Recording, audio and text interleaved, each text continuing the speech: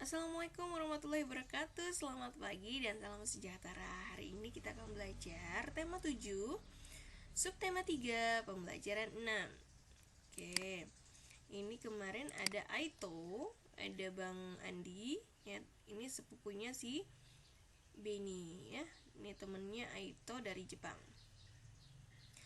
Udin, Edo, Siti, Dayulani, dan Beni sedang berdiskusi bersama. Bang Andi dan Aito ikut bergabung.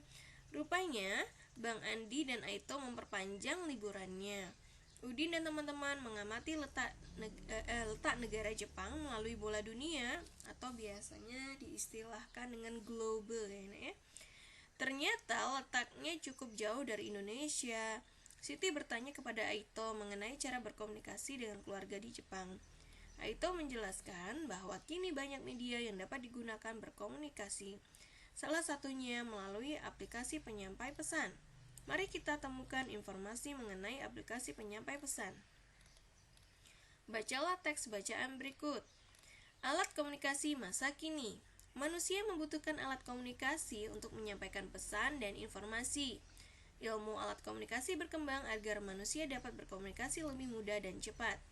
Aplikasi penyampaian pesan merupakan salah satu alat komunikasi yang mudah digunakan.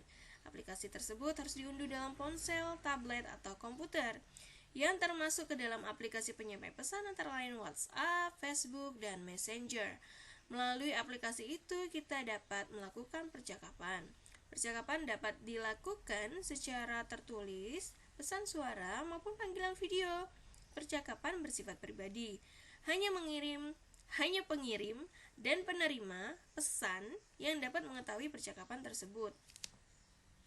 Penggunaan aplikasi penyampai pesan memiliki aturan khusus. Aturan secara umum adalah pengguna harus berusia di atas 13 tahun.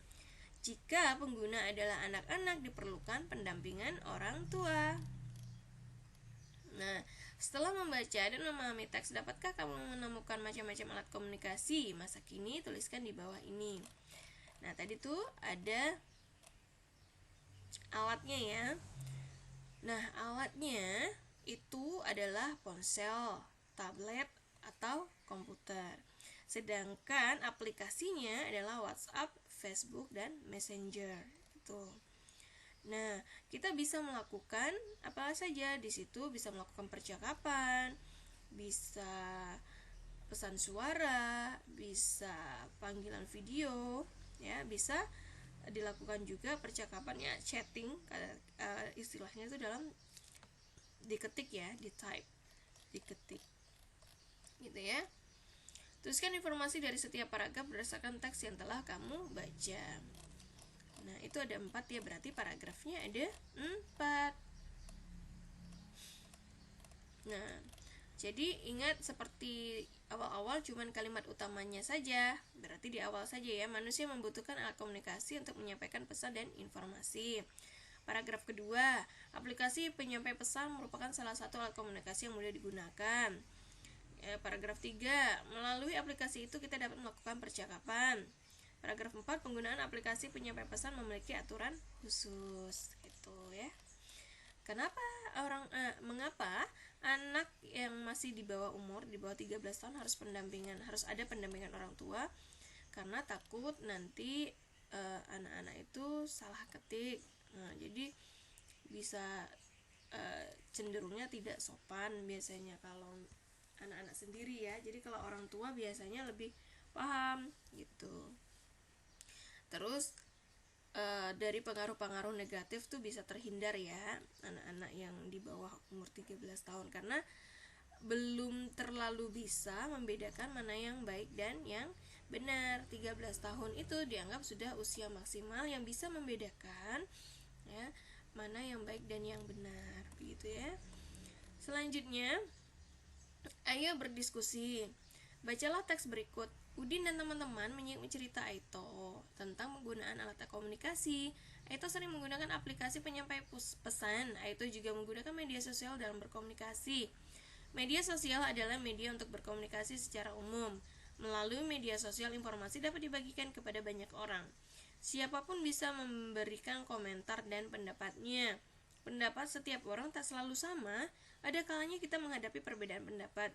Jika tidak dapat menerima perbedaan, akan terjadi pertengkaran. Pertengkaran akan memicu perpecahan. Hal tersebut harus dihindari. Dengan menerima perbedaan akan memperkaya wawasan dan pengetahuan kita. Ya, ini sering sekali ya ibu sekarang lihat tuh yang di Facebook, bukan di Facebook sih, yang mana di YouTube gitu ya. Itu banyak sekali pertengkaran, entah itu disetting, entah itu benerannya. Jadi sepertinya sekarang apalagi netizen ya, itu lebih mudah berkomentar negatif di sosial media. Nah, sampai negara Indonesia merupakan negara yang netizennya atau orang yang berkomentar di dalam sosial media yang paling tidak ramah se-Asia Tenggara. Itu sampai melekat di Indonesia karena bicaranya itu tidak baik begitu ya. Jadi bukan bicara ya, tulisannya yang diketik itu sesuatu yang tidak baik, yang menghina, yang menjatuhkan. Itu tidak patut kita contoh. Nah ya, kalau kita tidak suka dengan sesuatu, mending kita ya udahlah, nggak usah ditonton. Nah kalau kita menyerbu, kita jadi netizen yang menyerbu suatu akun orang, itu akan membuat akunnya blow up. Jadi atau dia tuh malah kita yang rugi, jadi dia semakin terkenal, biasanya seperti itu. Nah, jadi tidak perlu, kalau tidak suka dengan akun seseorang ataupun konten seseorang di media sosial, tidak perlu kita serang, ya udah kita skip aja, tidak usah dilihat ya. Itu dilewati saja, kita cari yang kita suka. Tuh ya. Selanjutnya, diskusikan hal yang akan terjadi akibat adanya keberagaman sikap terhadap perkembangan teknologi. Akibat dari adanya keberagaman sikap pada setiap orang terhadap perkembangan teknologi tertulis sebagai berikut. Nah,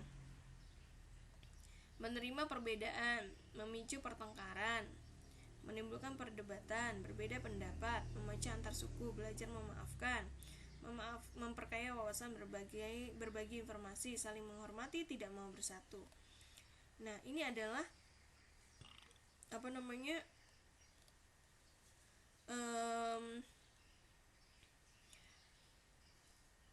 akibat-akibatnya ya, dampak-dampaknya ya, dampak dari adanya keberagaman sikap. Tapi ada yang positif, ada yang negatif.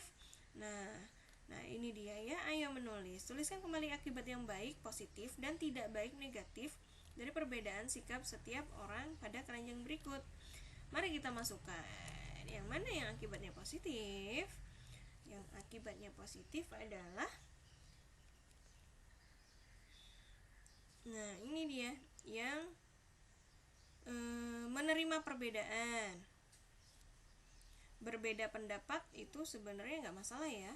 Ini sebenarnya dia tidak, kalau kita masih bisa memahami, nggak masalah. Jadi menerima perbedaan, berbeda pendapat, belajar memaafkan, memperkaya wawasan, berbagi informasi, saling menghormati, itu yang masuk di positif. Sekarang akibat yang tidak baik,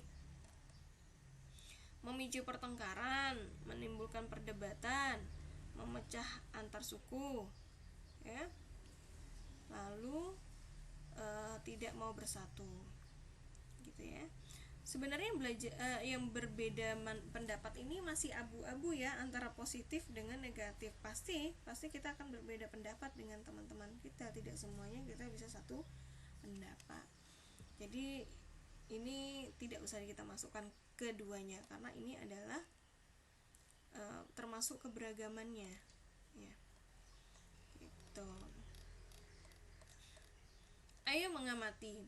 Bang Andi dan Aito sangat senang berjalan-jalan bersama Benny dan teman-temannya. Benny dan teman-teman juga senang karena memperoleh ilmu yang banyak dari Bang Andi dan Aito. Bang Andi dan Aito kuliah di bidang teknologi informasi dan komunikasi. Bang Andi menunjukkan berbagai alat yang dapat digunakan untuk berkomunikasi. Peralatan tersebut dinamakan gawai, atau kalau istilah bahasa Inggrisnya gadget ya. Jadi gadget di dalam bahasa Indonesia jadinya gawai. Jadi apa itu gawai, Bu? Gawai itu gadget. Gadget itu seperti apa, Bu? Nah, gadget itu nanti bisa kita lihat di sini. Ya, pada umumnya gawai berbentuk persegi, di sekeliling layarnya selalu ada bingkai. Nah, ini dia ya. Bingkai tersebut sama seperti keliling pada suatu bangun datar. Gadget itu ya, gawai itu yang ini handphone ini masuk gawai, tablet juga masuk gawai ya. Komputer juga bisa masuk gawai, komputer yang bisa terhubung dengan internet itu namanya gawai. Jam tangan juga bisa, jam tangan yang sudah bisa buat telepon itu masuk gawai nak ya. Nah, kita dapat mengukur keliling suatu bangun datar. Salah satu alat ukur yang dapat digunakan adalah salah satu alat ukur. Oke, ini dia salah ketik ya. Ya, ini salah ketik. Ini salah satu alat ukur yang digunakan adalah menggunakan satuan panjang. Nah, di sini dia menggunakan sentimeter. Jadi satu kotak ini itu 1 cm.